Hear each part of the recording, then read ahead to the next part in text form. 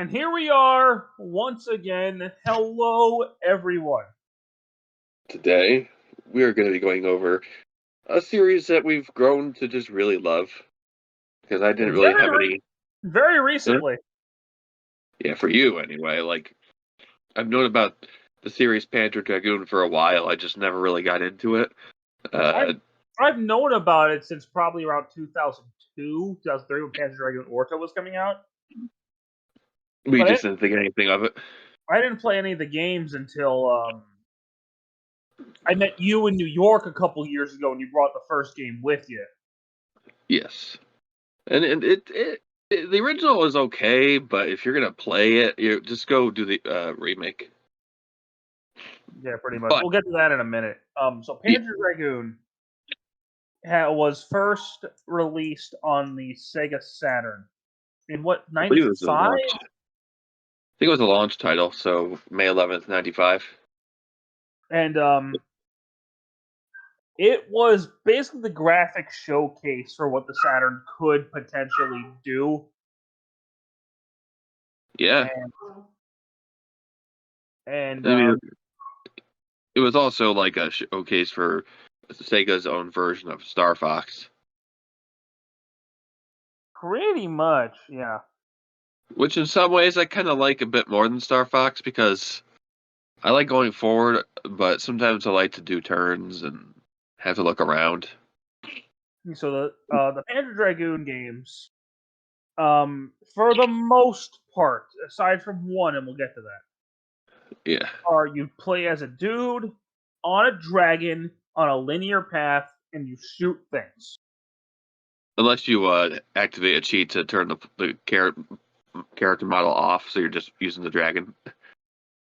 Yeah, that's weird. Yeah, it's pretty cool though. And the first game you play as a guy named Kyle, I think is his name. Does he drink Monster? Yes, he drinks Monster on a monster. Does he punch holes in walls though? He might as well with his gun. Yeah, he shoots holes through walls. He inherits the dragon from somebody else. They never elaborate who that is. It's just some random dude that was riding the dragon, as far as I know, and he just passed on the information of the dragon to him with holding his hand, I believe. The thing about the Panzer Dragoon games is that they actually give you a lot of world and lore, but you can't fully explore it because of the nature of the game, aside from one, and we'll get there. And they don't outright explain everything. You have to like hunt and look for all the lore, which is something I love in video games. I know that's very, very bad storytelling in a lot of ways, where they have like the basic plot, but you don't really get everything unless you look in every nook and cranny of every detail. That's something that Final Fantasy 15 did, where there wasn't a lot of actual story through the game, but a lot of lore was hidden within the world. It was really cool. Exactly. Yeah, no, it was really cool. And Alex, what would you think graphically about it? Like, how do you think it looks? Take over for 1 second. Yes. So I'll say for 95, Panzer Dragoon looked pretty good for the Sega Saturn, considering it couldn't do 3D that very well. And, you know, they eventually would make the sequel, and I'll just say that graphically it's much better.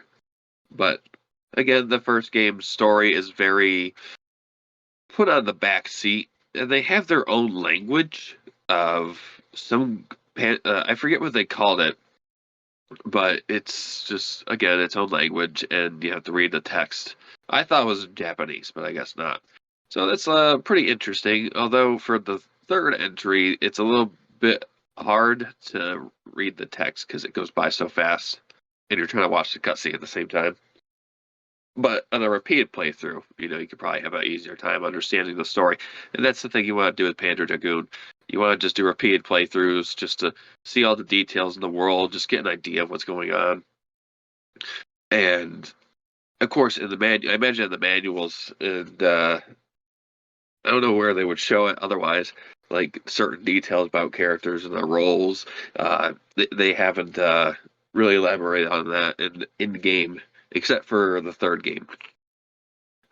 So yeah, I'd say Panzer Dragoon, the first one, it holds up pretty well for the Saturn. But if you're if you're gonna play it, just play it on the PlayStation, the remake on the PlayStation 4, Xbox, or well, PlayStation 5 now and Xbox Series. And Sorry, also my give dog was getting into stuff he shouldn't have gotten into, douchebag. But anyway, yeah, I just was talking about how it looked graphically in terms of the showcase for the Saturn, how it held up. It's held up pretty okay. I mean, for a 3D Saturn game, it's pretty solid because most 3D Saturn games are nothing to write home about. Like look at Sonic 3D Blast, for example. Yeah, some of them. Well, that's not really 3D, to be fair. But like Knights and these three Panzer Dragoon games are pretty graphically solid for the Saturn. Yeah, I'd say so too. I mean, there's obviously other okay ports. You know, Croc was okay, but Resident PS1 version Evil's was not better. great. Resident Evil's not great. I heard it just looks graphically a little bit worse, but it has some extra content. House of the Dead looks fucking terrible on the Saturn. Oh my god. Yeah. Oh, Virtual On. That's a great graphical showcase. Okay, yeah. And then the Virtual Fighter games Sonic Jam. That was a really cool But thing.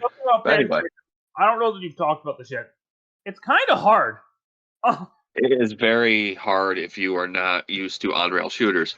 We didn't even talk about the gameplay. So the gameplay is basically what Star Fox would be if you could look in all directions. Yeah, you have four major directions you can turn.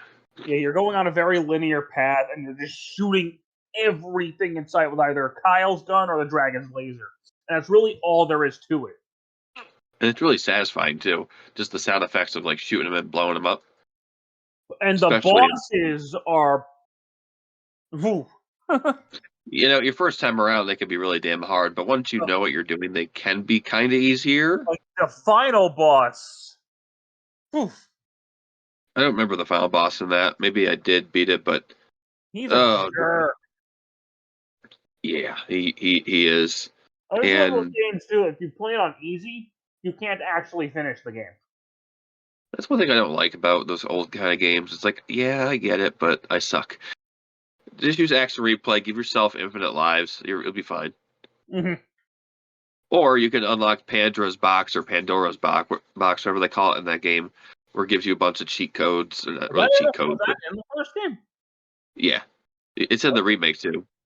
Yeah, you just can unlock that stuff at some point and just dick around with the game, see what you want to do with it. Nothing crazy. And the soundtrack is awesome. It's very atmospheric. But it works, dude. It's not in your face, but it's like nice somber background music. Yeah, it's really cool. Just the first level, I can hear already. But I will agree with Alex. If you're going to play Panzer Dragoon, just get the PS4, Switch, Xbox remake.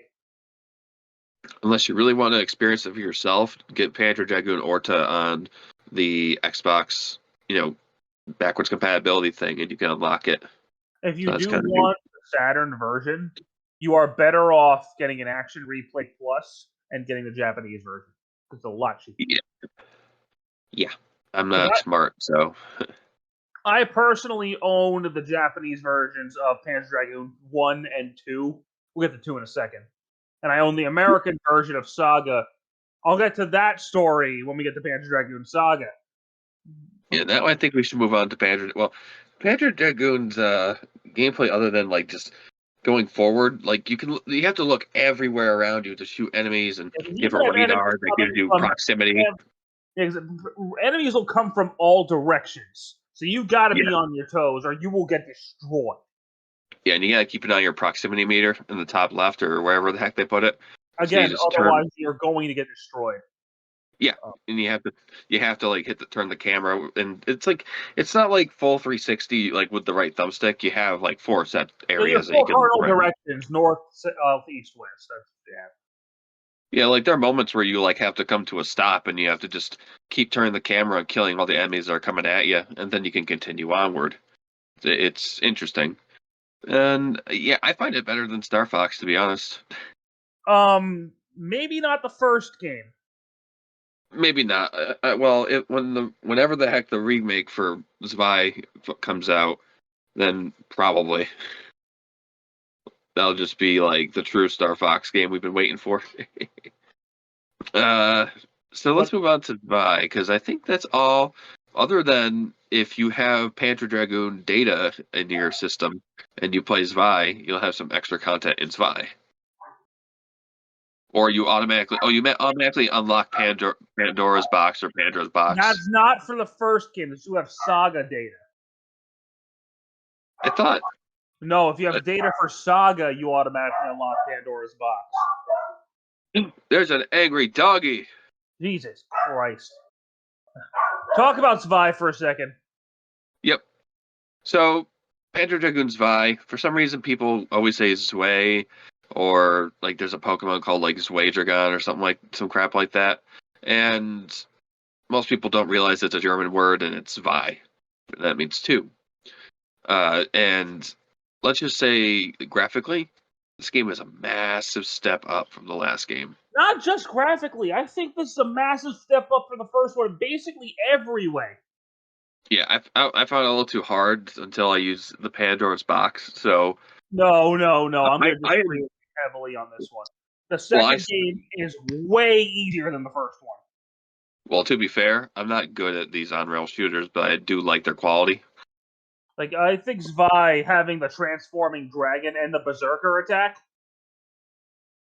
is pretty damn cool. Yeah, it's a cool-ass game. I beat it, well, with cheats, but just so I could experience the fucking thing. The final boss was intense in this one. Yeah.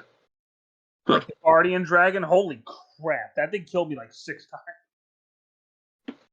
Yeah, and it hurts me so much that the remake is not out yet, but I hope they're just holding it off for quality control. Yeah, what is going on, though? It's supposed to come out in 2021. It's now almost 2023. What is going on, Sega? I mean, apparently they said that. I do remember saying or hearing that they were going to bring more remasters in 2023. So expect that or something like that. Things too. One, this game is actually a prequel to the first one. Yeah. And you don't play as Kyle again. You play as what the fuck is his name? That guy with the dragon. And it's a different dragon too. You play as Jean-Luc Lundy. I think he's go by Lundy. And the dragon's name is Laggy, and he transforms as you get better at the game. He actually grows and evolves and gets more powerful. So, yeah, he starts off running on the ground, and then eventually he can start flying. It's pretty cool. I do like the ground sections, not gonna lie. Yeah, the ground sections are really fun in this one. It's something you couldn't do because the dragon was the same dragon throughout the whole thing. In the first game, whereas this one morphs. So I just can't get over how fucking great this game looks for the Sega Saturn. Oh, it looks amazing for this. It's one of the best looking Saturn games for sure. It's on par with a PlayStation 1 game, I'd say, in terms of a graphical fidelity. Yeah. Like these guys knew what they were doing. You can put this in Crash 2 neck and neck, and they're pretty on par. Yeah. I mean, maybe minus the frame rate here and there, but it's... But just like Team Andromeda, man, they really knew what they were doing. But just like the first game, I would say your best bet is to buy the Japanese version because it is a lot cheaper. Yeah, and is the text for the story in English too, or no? No, it's not. It's not. That's what I thought. Because if you really care about the story, there is some story, but again, you have to search for it or look up online for details about it. And it's a really neat, really nice search. Just look up the lore of this game. There's a lot of really good world building and lore in this series, and we can't really explore that until Panzer Dragoon Saga. Yes, and I wish with these remakes, especially the first one, maybe they're gonna elaborate on more story in the remake of Zvi. Maybe there's more quality control going into this. Because if you think about it, the fact that Sonic Frontiers was able to get this much quality control and is so goddamn good, maybe Sega has a different change leadership. Maybe I don't know. Maybe restructuring. correct me if I'm wrong, I think most people prefer Zwei to the first Panzer Dragoon. Yes, So yes, that's usually the common consensus. So most people probably would want this one to be just like tip top amazing. Yeah, because the original remake was kind of rushed out for the Switch. It didn't look. It didn't run at 60 FPS. You can actually use a mod on the Switch to make it run at 60, which is kind of fucking funny. Resolution wasn't so good. There was bugs. Like certain things just didn't feel right or work as well. But by the time it came out for PS4 and Xbox One, and PC, it really ran smooth. Nice 60 FPS, and oh my god, it's just so good, guys. This is why I'm so excited for this Vi remake, because I feel like they want to take their time with this one. And now hopefully that leads into Panzer Dragoon Saga, which let's talk about. By far my favorite game in the series. I mean, fuck. Think about it. Why would they not remake Saga if they're going to make the first two remakes? You know? Let's talk about this before we talk about the game story time. So we need to talk about how I got it and then how you got it. So how do you want to do this? They lead into each other. So I had been before we talk about how we got it. The only reason I even wanted a fucking Saturn was the prospect of maybe one day owning Panzer Dragoon. I was watching. That was me too with the Sega Saturn back in 2011 when I first got it, and mine still works to this day. So I love it. But I didn't get mine until August of last year. So yeah, just I wanted to get it too back in 2011. It was like $200. Now it's an extra zero to that, and you should have bought it back in 2011. I was telling my mom that as a kid, but she didn't. No. And I was like, all right. But anywho, going back. Alex had come into some money. I'm not going to tell you how. I'm not going to tell you why. I'm not going to ignore personal lives here. Yeah, it's like, how'd you get your money for all this? That's rude to ask, sir. But Alex came into some money and bought himself a copy of Panzer Dragoon Saga and Maginite Rayer all at once because he had the money to burn. Yeah, for $2,000. I'll say at least that much. How much it is? Because alone, those are like 1,500 each right now. So after that, we were doing some eBay searches because he was coming to visit. Because he lives in New York, I live in North Carolina. It was a pretty long trip, and it was really fucking cool. He was coming to visit, and we just happened to find a copy of Panzer Dragoon Saga for $800. Yeah, I was like, I still got cash left over. Let me think about it, and I was like, you know what? Fuck it. Let's do this. I'm like, if I'm going to experience it for the first time in this, like, this mystical feeling of playing the original copy of the game on its original hardware, I want someone else to experience that with me. So he bought me Panzer Dragoon Saga, and I was like, fuck. Of course, you paid me back over time with stuff, or you just were like, here, you want a game instead? I was like, I bought you like 5 PS5 games. You helped me out there when I had to spend too much money on that fucking thing. That's a video for another day. But yes. The order he bought only came with a disc, so I ended up just getting a custom-made case. Fuck it, I don't care. I have Panzer Dragoon Saga, and you don't. Fuck you. If you even wanted to get a regular case by itself, like I imagine it, like the official one, I imagine it would be like it costs like $300. I've been looking into it. I've looked into it. It's like $300. Fuck that. Like if I could just I don't even need a case. Just give me the manual and the insert, and I'll just put it in the case I have. Oh. Perfect. But anyway, people don't sell that. Anyway, so when I got that game in my hands, it felt so magical. We're not sure if it's. I'm not sure if it's because we spent so much money on it that there's a magical feeling to it, or just the fact that it's just such an interestingly crafted game.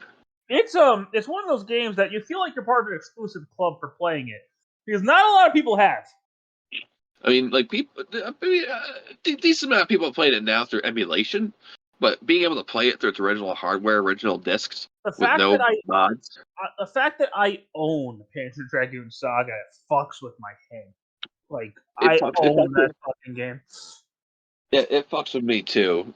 And I have the original everything. The manual on the back is a little water damage in the spot, but that just shows that it's more official. You rather preserve that, you know? In my opinion. So, unlike the first two, this is an RPG. Yes. They completely changed the format for Panzer Dragoon Saga. This is also the first of the three I played, because shut up. Anyway. So of course you're gonna have bias towards it, but now this is an interesting one because people say yes and no to this.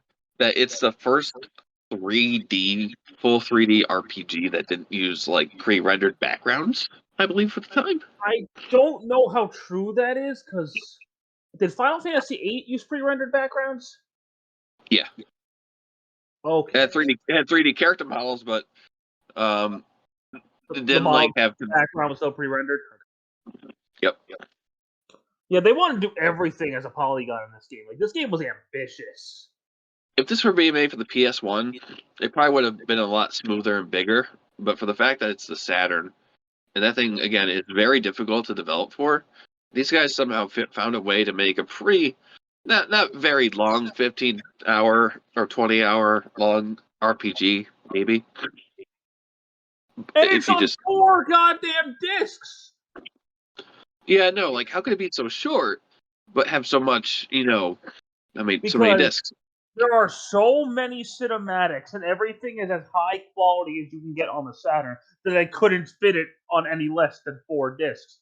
It was almost 6, I think. Yeah, the CG in this game is actually held up pretty fucking good, I'd say.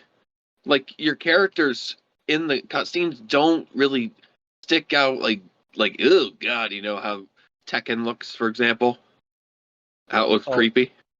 Oh, like Kazuya's ending where he just grins?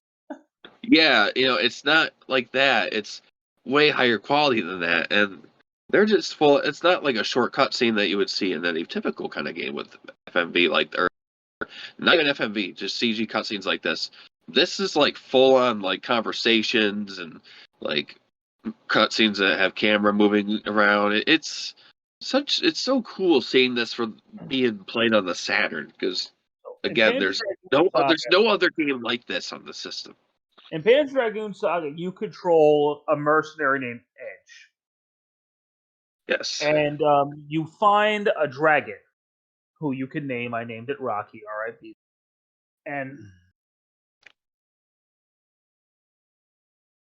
And you also have to name yourself, which is interesting, and I'll circle back to that.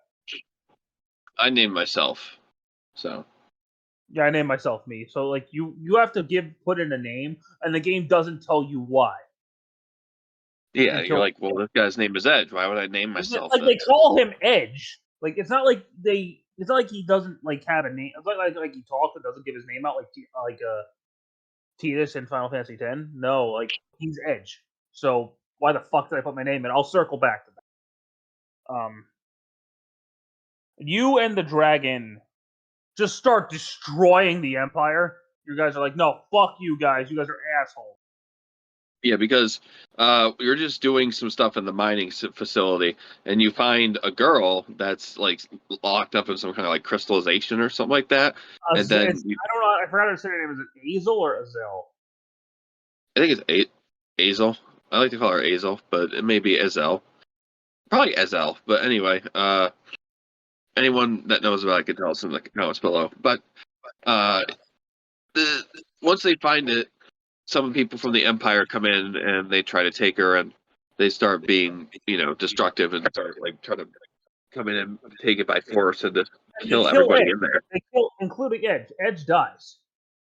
Yeah, he freaking falls like looks like probably hundreds of feet, probably, just like down into the water. And for some reason, there's a little glowing orb there, and then it goes inside him, and then he wakes up and gets out of the water. But there's no explanation for that until the end of the game, and we'll get to that. Exactly. So he just gets back up and finds the dragon. Yeah, he's just kind of chilling down there, and you're like, It's okay. dragon! But not even that. This is where you get the first taste of gameplay. And there's not much of this kind of gameplay, but I do like it. Like, because it's just a fucking cool to explore a 3D world in this kind of era. What's crazy to The me, genre. this is the first game in the series where you actually have to move the dragon. He doesn't just move on his own. Yes. Like, One thing I don't think is great about the game is how linear it is, but that's kind of how the game's story is to be told. it is a very linear RPG, and the only side quest I can really think of is with the baby dragon to power up and the finding the D units to power up the dragon. That's the only thing I can think of. Yeah, and you can't like go back and grind in certain areas either. After you're done with like a certain area, the enemies don't come back. To be fair, though, you don't really need to grind in this one because the level up system is pretty generous, and the game is not difficult. Yeah, it can be a little bit tricky, but once you know what you're doing, it's pretty friggin' easy. My first But playthrough, I only died twice, and neither of those deaths were to the final boss. it feels like they made a great blend of it still being an on rails RPG. So think of it as an on rails RPG. Yeah, that's actually a great way to put it. But Yeah, because it still feels like it has elements of Panzer Dragoon in it, where you look around, you have to go around the enemy with the camera instead of like looking around for the enemy. You have to go around these fuckers. the dragon is more versatile than the dragon has ever been. He's got so many fucking moves. Some of them are absolutely fucking ridiculous. Like Dragon Phoenix and Berserker Rage. Okay. You can Nirai. kill everything. Nirai, Wait. exactly, Nirai. Yeah, Nirai. It's like holy shit! And I got one shot by that attack. Yeah, that attack will kill you the first time it's used against you. But I wouldn't really want to spoil. I wouldn't want to spoil it because honestly, well, we just did. But I want to see everyone's first reaction to it. Like, fuck. Eventually, you and Azel team up, and you have to go to this tower where you find Sestrin, this like demon god thing. I think it's just called the Tower. I don't think it has any special name. Unless you want to look that up. Do you want to look that up? The monster in it is Sestrin. Like the monster you fight is Sestrin. You see, maybe I need to play it again to look through the story again, because I feel like this is a game that I'll actually get to that in a moment. But like, you have to pay attention to the story, and it might explain like what the hell this thing even is. But you destroy it, and you basically save the world. Like the world of Panzer Dragoon is finally saved. I think they had it's something called the Central Control Program in the tower, and it basically reveals that all these dragons that you've seen and enemies are man-made. They're not real, like, beings that have existed or whatever. But what is Zestrin? He's a... Shut up. Anyway. Well, I was actually generally asking, because I really don't know. I don't remember. But after you defeat he was a dragon, but it was like, you go into this, like, weird portal. I think he took the form of a dragon to battle you. I don't think he's actually a dragon. I just don't know where he came from or what he is. He's been referenced since the first game, I believe. He's the main antagonist of the whole series. Like, he's basically what's responsible for everything, and you destroy him. The dragon that you're riding reveals to you that the Divine Visitor came and saved you. The Divine Visitor is you. Yeah, you're that bluish white orb that appears and goes into Edge. So basically, you're controlling a an actual dead character the entire time. Like, you were actually part of the story the whole time, and that blew my mind. Yeah, I thought that is some great freaking writing right there. Like, it's so subtle. Like, you never would think about it. Yeah, when I saw it for the first time, I was like, whoa, what? Because I don't remember much about the final boss other than it just being really trippy and I don't understand. But after you leave, Edge does in fact die. Yep. Because when And the dragon, does the dragon die too? No. Okay, so basically, after the game ends, the dragon in this game is the same dragon in Orta. Oh, so after Edge dies, that the only reason why he dies is that it implies that you, the Divine Visitor, have completed the mission, finished the game, and I think was designed in such a way for developers, by developers, to be a single playthrough style game that you may or may not revisit in a long time. And it was clearly meant to wrap up the story because it closes the Panzer Dragoon story. Yeah, for what little there is. But let's talk about the world itself. This world is depressing. Oh my god. Yeah, people die, places get blown up. It's like, holy shit. And there's one thing about the world I don't care for. I don't think Kramen is all that intimidating of a villain. No. He just seems like an asshole. That's it. Like this game, for example, this game was meant to compete with Final Fantasy VII, and Kramen, I'm sorry, you got nothing on Sephiroth. No. Not even close. I mean, in terms of a technical showcase, maybe. Oh, this is a way better looking game than the original Final Fantasy. Oh my god, yeah. Because it's insane. In terms of story, I like Final Fantasy VII better.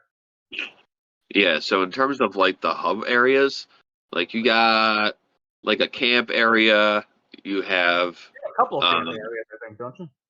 You have like a different kind of camp area where it's just you and your dragon, and you can like be nice to them or something like that, and then you could like just kind of chill with them. And one thing that's kind of neat, if you have Zvi data, you can find a girl in the main, like the biggest town in the game, I'd say. That gets blown up, by the way. RIP. So everyone there died. She gives you a music box. So when you're at the campsite, or just I think playing out in the open hub world, we'll play the Zvi soundtrack instead of the Saga soundtrack. Too about that town you were just mentioning. There's one part in Disc 2 that lags, and Disc 3 it doesn't. Yeah, it's weird. I think there's probably less assets that they loaded in from that part of the game. Maybe. It was strange. That tripped me. That's the only thing that freaking for me too. Just that one section of that, like that one hallway. And what's weird is it feels like it gives me a feeling of Ocarina of Time when you're in the ice cavern. Or there's like I forgot which disc it was, but it looked one area looks different in the next disc. It was strange. Yeah, when you would move on to more discs, the camp areas and where you would like rest look like grasslands instead of deserts and all that kind of stuff. That was strange. Yeah, because you're moving more to the east as you go through the game. So I mean, it makes sense to a degree. Something about this game too compared to other RPGs, you don't have a party. It's literally just Edge and the dragon. That's it. Either memory is bad, or does this game load pretty damn quick? It has very fast loading times for a Saturn game. Yeah, especially for that time as well. Some games are ridiculous. One thing I will say, I think the first two games did have a better soundtrack.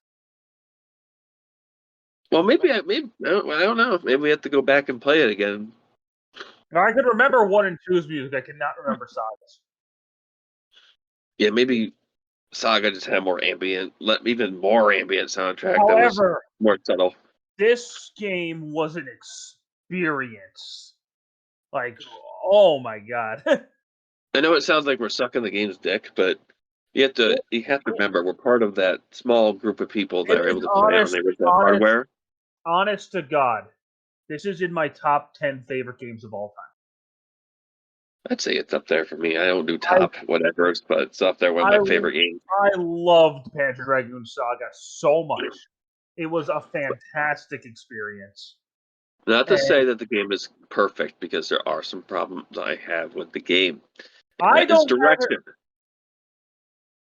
There are times in certain areas. There are times where you're like, where the fuck do I go? Yeah, or it's like, I know what I need to do, but where the hell is it? And with the really, not gonna lie, bad draw distance, you just don't know what the fuck you're looking for, And and you don't know. the one fetch quest you have, find the D units, can be a pain in the ass.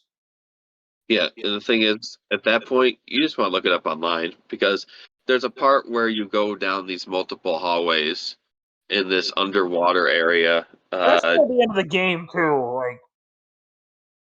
Like, It's very maze-like, and it doesn't have a great map system. no, it doesn't. This is something I would love to see expanded upon, or just kind of redone to a degree with a Panzer Dragoon remake, or Pat Saga remake. Because why would they remake the first two, but not Saga? You know, people. It's a dumb Sega idea. knows people want this game again.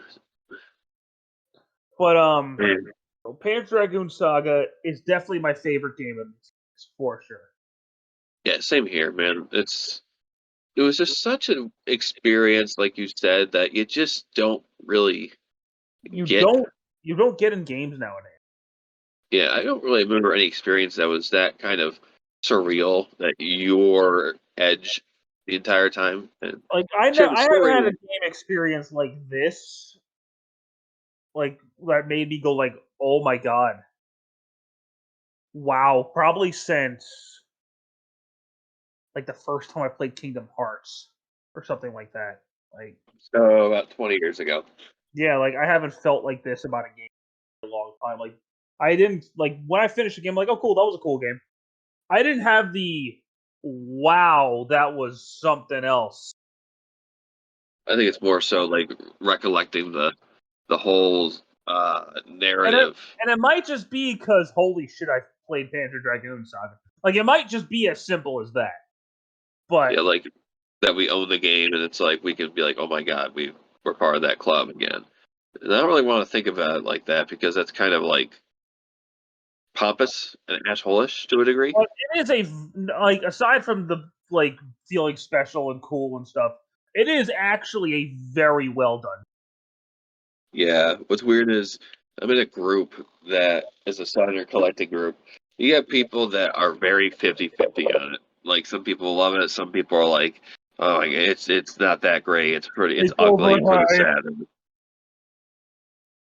Like character models are ugly, and I'm like, dude, I'm like, he said there's better looking games on the Saturn, but I'm like, do you see any games for the Saturn to this degree of like graphical showcasing in 3D? It doesn't exist. Yeah, it's like no. I mean, there are other 3D games. Don't get me wrong, that do look a little bit better and run a little bit better. But for what Saga is, an RPG, it's pretty fucking good. Like a full scope giant RPG. Yeah, at least for the Saturn at the time, because Saturn wasn't really known for having massive experiences. It was more so arcadey experiences, which kind of also what shot the system in the foot because that wasn't the big craze anymore. It was like when PS1's got like Final Fantasy VII. And it's got Crash Bandicoot, Spyro, giant games, basically. Even N64, you have Ocarina of Time, Mario 64, Banjo-Kazooie. Bandicoot, yeah. Like, sorry, Saturn, you just couldn't keep up. And if not, even though you may not like it, Donkey Kong 64, for as big as look how big that fucking game is. Like, imagine if the Saturn was built for 3D games, how this game could have turned out. But that's why a remake would blow my mind. So we didn't actually get a follow-up for Saga until 2003 with Panzer Dragoon Orta. Yeah, the franchise took a little bit of a break after '98. Orta goes back to the rail shooter style. And on the original Xbox hardware, it looks pretty good. It's a great looking Xbox game, for sure. If you have a Series X, it runs like fucking butter. Even the Xbox One version does too.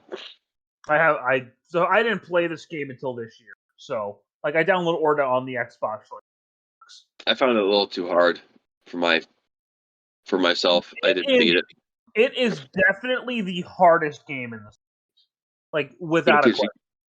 Because you can't really control your dragon. It just you move the cursor and the dragon kind of moves. Orta, the character you play as in this one, is Edge and Ezel's son or daughter.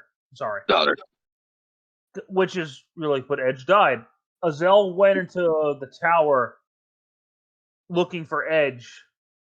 Didn't like what she found. Found his data, mixed it with her, and there comes Orta. I don't know how that works. Like, what? She's not human. Orta's a cyborg, so. So, what do they construct a hybrid, like, I guess organic robotic life form? Orta meets Edge's dragon. Yeah, the dragon survives. Yeah.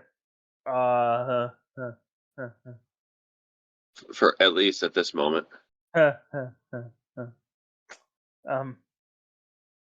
Orta. You told me the dragon survived after Saga.